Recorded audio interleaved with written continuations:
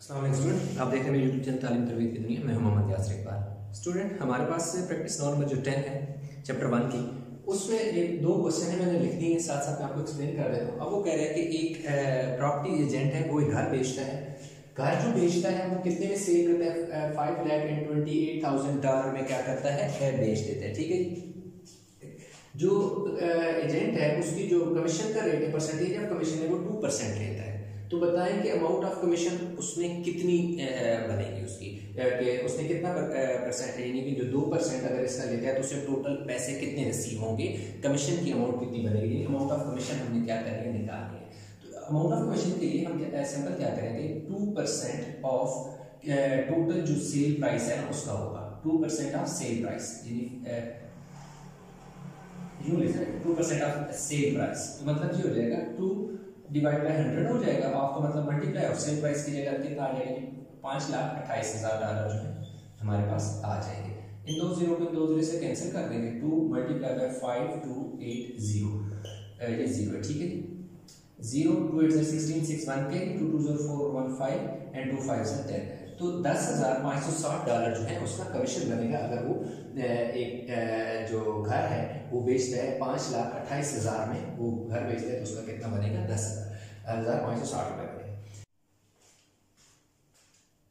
अच्छा, इसमें ये जो क्वेश्चन है इसमें थोड़ा सा चेंज है।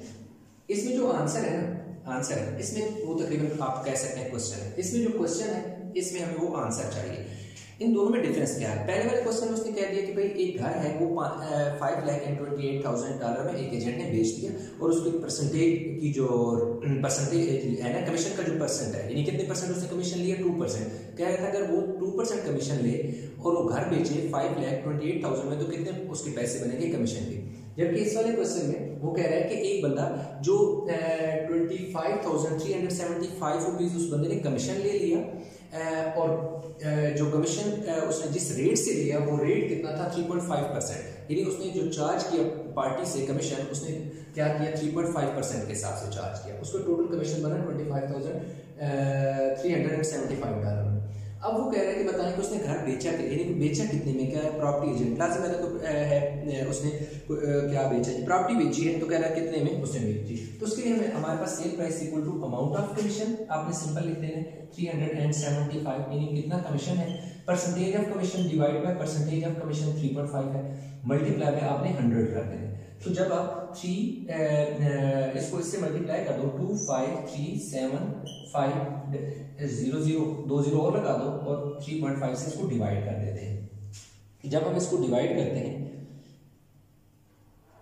7,25,000, 7,25,000, यानी इतने में उसने क्या कर दिया, घर को सेल किया, तब जाकर, यानी प्रॉपर्टी को इतने में सेल किया, तब जाकर उसका जो कमीशन है 3.5% के हिसाब से वो कितना बनता है, $25,375 वो कमीशन से लिया और इतने में उसने सेल प्राइस दिया, इतने में से घर बेचा। तो ये हमारे पास क्या थी प्रैक्टिस 9 नंबर, कौन सी है, 10 है। अभी मूव करते हैं 11 और 12 की तरफ।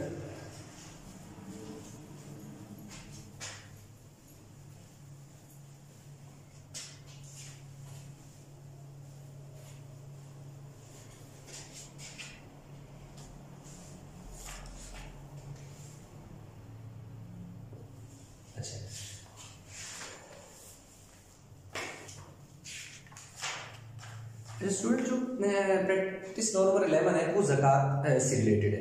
अब वो करें, how much zakat does mister Ahmed have to pay on his yearly saving of. अब देखो एनुअल सेविंग कितनी है,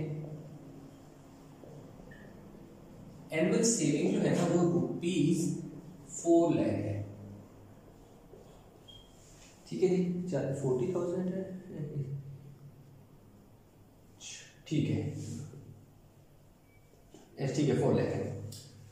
अब ये तो हमारे पास उसने दे दिया, कह रहा है कि ज़कात बताएं। तो रेट ऑफ ज़कात, यानी जो आपके पास रेट ऑफ ज़कात होता है ना वो फिक्स होता है 1/2%। तो ये फिक्स होता है, मतलब हर 100 रुपीज़ पे उससे देना होता है ₹2.5, यानी 2.5। तो अमाउंट ऑफ ज़कात बहुत आसान सा क्वेश्चन है। अमाउंट ऑफ 2 2 ज़र 4, यानी 2 को 2 से मल्टीप्लाई करो, 2 2 ज़र 4, 2 ज़र 4, 4 प्लस 1 5/2। अब जो परसेंटेज है इसकी वजह से इसके नीचे क्या आ जाएगा, 100 आ जाएगा, मल्टीप्लाई बाय कितना आ जाएगा 4 है, क्या है 2.5% हमने निकालना है किसका, 4 लाख का निकालना। तो 100 क्यों किया, 100 इसलिए मल्टीप्लाई किया, डिवाइड किया इसके नीचे, क्योंकि परसेंटेज जिस वैल्यू के साथ परसेंटेज का साइन हो ना उसको आप क्या कर दो 100 से डिवाइड कर दो। अब ये वाले 2 जीरो इन 2 जीरो से कट जाएंगे, तो 5/2 मल्टीप्लाई बाय 4 0 0 0, 2 2 ज़र 4, 1 2 3 जीरो ऊपर चले जाएंगे, तो फिर 5 2 ज़र 10, आगे 3 जीरो और आ जाएंगे। तो उसे क्या करना पड़ेगा, 4 लाख पे उसे 10,000 रुपये क्या करना पड़ेगा, देना पड़ेगा जी, ज़कात देनी पड़ेगी, अमाउंट ऑफ ज़कात। अब नेक्स्ट वाला क्वेश्चन इसका जरा उल्टा है, अब क्वेश्चन को समझना है, मैं चले इस तरफ देखते हैं। वो कह रहे हैं कि जी अमाउंट ऑफ ज़कात दे दी उसने, अमाउंट ऑफ ज़कात वो कह रहा है कि 20,500, कह रहे हैं कि 20,500 रुपए एक बंदे ने ज़कात दी है।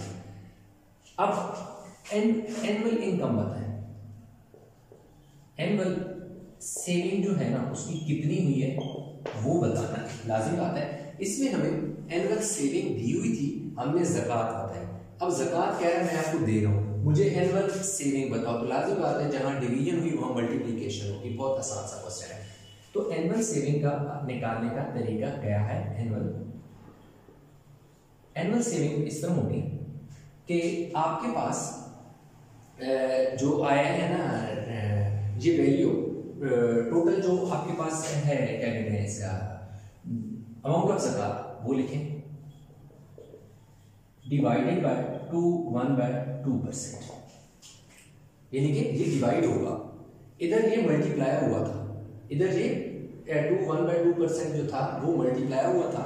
अब क्योंकि इसके साथ डिवाइड होगा, क्यों डिवाइड होगा, क्योंकि अब हमने एक्चुअल अमाउंट निकाली है जिस पर ये इस बंदे ने ज़कात दी है। 20,500 डिवाइड बाय 2 2 ज़र 4 415 और 2 मल्टीप्लाई बाय 100। अभी 100 कहां से आ गया, 100 आया इस परसेंटेज के साइन की वजह से, परसेंटेज का साइन खत्म किया तो नीचे 100 लगाया। अब क्या करें, 20,500 मल्टीप्लाई बाय 200 और 5। अब जब 100 2 से मल्टीप्लाई हुआ तो 200 हो गया और 5 नीचे आ गया, क्यों, क्योंकि ये डिवाइड है, डिवाइड को जब मल्टीप्लाई ने चेंज किया, डिवीजन जब मल्टीप्लिकेशन में चेंज होगी तो बाद वाली वैल्यू जो होगी वो फ्लिप हो जाएगी, यानी कि उसका इन्वर्स हो जाएगा, रेसिप्रोकल हो जाएगा। अब आप देख सकते हैं कि 5 4 ज़र 20, ये 0 बाई के 0 ऊपर ले जाए, 205800 मल्टीप्लाई बाय 40। अब हमने क्या करना है, सिंपल सी बात है, इसको हमने मल्टीप्लाई करना है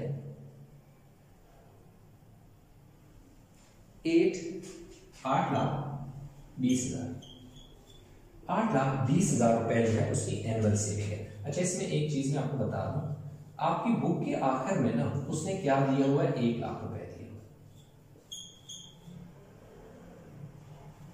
अब देखिए 1 लाख रुपए, तो 1 लाख पे जो है वो ये पैसे नहीं बनते, 2500 बनते हैं। तो दो रीजन हो सकती है, वो ये हो सकती है कि या तो ये 2500 हो तो फिर तो ये वाला आंसर ठीक है, अदरवाइज अगर 2500 नहीं है, 20,500 है तो फिर ये वाला है। अब मैं आपको इसका रिवर्स करके बता रहा हूँ कि कैसे। इसी तरीके से अगर फर्ज करो मेरे पास ये अमाउंट है, एनुअल सेविंग है, अब मैं एनुअल सेविंग पे जब 2.5% निकालूंगा तो मेरा ये आंसर आएगा। अगर मेरा इसका मैं 2.5% निकालूं, ये वाला आंसर आए तो इसका मतलब है कि वो बुक के आंसर में गलती है, यहाँ गलती नहीं है। कैसे, अब 1/2% ऑफ किसका, 8,2,0,0,0। अब 2 2 ज़र 4 1/5/2 मल्टीप्लाई बाय 100, आपका मतलब मल्टीप्लाई 8,2,0, आगे 3 0 और लगा दें, 2 0 को 2 0 से कैंसिल करें और फिर 2 4 ज़र 8, 2 1 ज़र 2, 2 0 बचे, इनको ऊपर ले लें, ये बचा जी 5, ये बचा जी 4100। अब इनको आपस में मल्टीप्लाई करें, 5 0 ज़र 0, 5 0 ज़र 0, 5 1 ज़र 5, 5 4 ज़र 20 आ गया। 20,500 ज़कात अगर इनकम इतनी हो सालाना तो ये क्या बनता है, आपका आपकी ज़कात बनती है, तो उसने ज़कात दे दी थी हमें। हमने टोटल सेविंग निकाली, आपकी बुक में आंसर गलत है, ठीक है, इसलिए मैंने ये दोबारा करके बता दिया। तो लास्ट 12 क्वेश्चन रह गए, जल्दी जल्दी वो भी इसका प्रैक्टिस नोट 12 हम कर लेते हैं।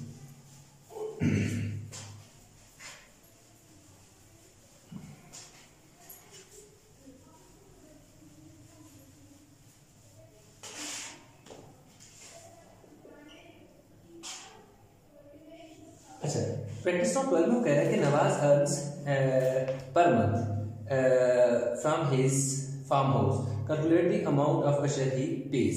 अब देखें हमने क्या करना है कि जो उसकी अर्निंग है ना उस पर हमने क्या करना है कि अशर निकालना है। टोटल अर्निंग कितनी है जी, 22,000 है, 22,000 अर्निंग है। अब रेट ऑफ अशर वो कितना है, 10%। रेट ऑफ अशर कितना है, 10%। अब देखो 10% है। अब हमारे पास अमाउंट ऑफ अशर में क्वेश्चन थोड़ा सा आगे लेके चलने दें, मैं आपको थोड़ी सी कुछ चीजें काम का वाली बतानी है वो बता। 10% ऑफ किसका, 22,000, 10 अवर 100 22, 1 2 3 0, 2 0 को 2 0 से काट दें, 10 मल्टीप्लाई बाय 220 तो 2200 रुपीज 2200 उसको क्या देना पड़ेगा, अशर देना पड़ेगा, ठीक है जी। अब ये हो गया। अब क्वेश्चन दूसरे में कह रहा है find the value of the produce if a farmer pays 25,500 as ushr. अब कह रहे हैं अगर वो अमाउंट ऑफ अशर पेज, हाँ ठीक है, अमाउंट ऑफ अशर दे दीजिए। अमाउंट ऑफ अशर जो है वो कितनी है, 25,500, ठीक है। अब वो कह रहे हैं कि बताएं कि उसकी टोटल उसने जो प्रोडक्शन की है ना, टोटल जो वेल्थ उसने प्रोड्यूस की, find the value of the produce मतलब ऑफ द प्रोडक्शन, वैसे होना चाहिए था ऑफ द प्रोडक्शन, ठीक है। तो टोटल जो total value of his production, total value of his production वो कितनी है, वो निकालने के लिए सिंपल आपने ये करना है 2550 divide by 10%, 25,500 divide by 10 our 100, percentage का साइन है इसलिए नीचे 100 लगेगा। 25,500 मल्टीप्लाई बाय 100 अवर 10, इस वाले 0 को 0 से काट दें, 25,500 मल्टीप्लाई बाय 10। अब इसके साथ 10 जब मल्टीप्लाई होगा तो एक 0 और आ जाएगा, 25,500 2 लाख क्या आ जाएगा जी, 55,000 आया। अब इन दोनों में आप फर्क देख सकते हैं कि क्या है। इन दोनों में फर्क ये है कि जब आपने अमाउंट ऑफ अशर निकालनी थी तो आपने 10% ऑफ द टोटल प्रोडक्शन निकाली, ये उसने टोटल उसकी अर्निंग थी, जो टोटल उसकी प्रोडक्शन थी वो क्या थी, 22,000 थी। तो इसलिए 10% ऑफ टोटल प्रोडक्शन जो है या टोटल वैल्यू जो या टोटल वेल्थ जो थी जो उसने अर्न की है अपने फार्म से, वो क्या है 10% उसका निकाला, तो आपके पास आ गया जी अमाउंट ऑफ अशर आ गया। जबकि इधर उसने उसका उलट दे दिया, यानी अमाउंट ऑफ अशर दे दी, टोटल वेल्थ वो पूछ रहा था जिस पर ये पैसे बने, इसलिए ये दोनों उलट हो गए, ये वैल्यू इधर शिफ्ट हो गई और जो मल्टीप्लाई था जहां पर वहां क्या शिफ्ट हो गया, डिवाइड हो गया।